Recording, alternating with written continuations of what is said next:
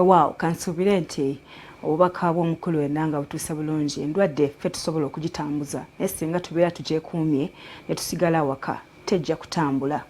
Kale tugenze mu bitundu eby'emubende Viva NRM mobilizers bannakibiina kya NRM bakutte mu ndyanga ne bajjamu emitwalo 20 awamu n'ebintu ebikozesebwa mu bulamu obwa bulijjo ne badduukirira abakulu abakola gw'okulabirira abantu abateeberezebwa okubanga balina endwadde ya COVID-19 nga bano baateekebwawo ekifo ekyenjawulo ebakuumibwa nga kiri ku St. Peter's Institute mu bitundu eby'emubende.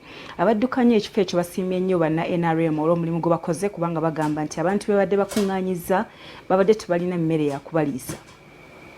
Mu kaweefube okuyambako abantu abakuumirwa mu bifo ebyassiddwawo okwekenneenya abantu abasuubira okubeera n'akawuka aka coronavirus, bo bannakibiina kya Viva NRM mobilizers Mubende baliko obuyambi bwe bakuŋŋaanyizza omuli emmere awamu n'ensimbi enkalu emitwalo 20 ne babiwaayo okuyamba abantu abali mu kalantiini ku St. Peter's Institute e Mbende. Ssentebe w'ekibiina kino Ayebwazibwe Ali ayogedde lwaki basazeewo okuyamba. Nga olw'embeera eriwo tusobodde okusonda ku mmere ey'abantu baffe abali mu kalantiini wano e Mbende olw'okuba nti abantu gye bali bajja buli lunaku kubanga mu byalo eyo buli gwasuubira yavudde ewala balina kumuleeta mu kalantiini naye ate ekizibu ekiriyo the biggest challenge nti emmere entono n'olwanga tebasobola kufuna kyakulya so nga ffe Viva netusalawo tusonde ku mmere tusobole okubawa ku mmere balyeeko.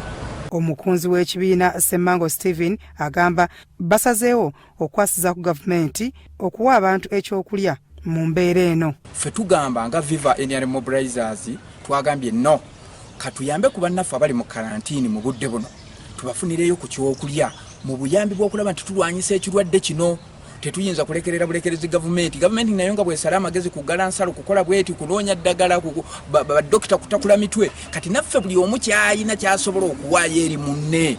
Kitegeeza ffe tugambye nti atunoonyeeyo tuguleeko ku mmere tufuneyo akantu ako akatono. Ebintu bino byonna babikuŋŋaanyiriza ku ofiisi ya RDC Mbende olwo ne bikwasibwa akakiiko akassiddwawo ku mulimu guno era Diso Major Frank Mutabaazi n'asiima obuyambi obuweereddwayo. Mwebale aba Viva okutuyamba kutuwa mmere akulabirira abalwadde netulina mu kalantiini.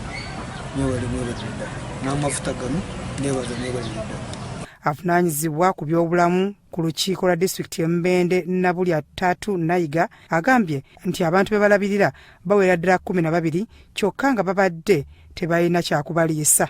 Ntwala okubeebaza era nkakasa nga abantu baffe bagenda kulya bulungi kubanga babadde bayeyene abamu bagamba tebalya kawunga ng'ayagala kutooke ayagala akyuseeko.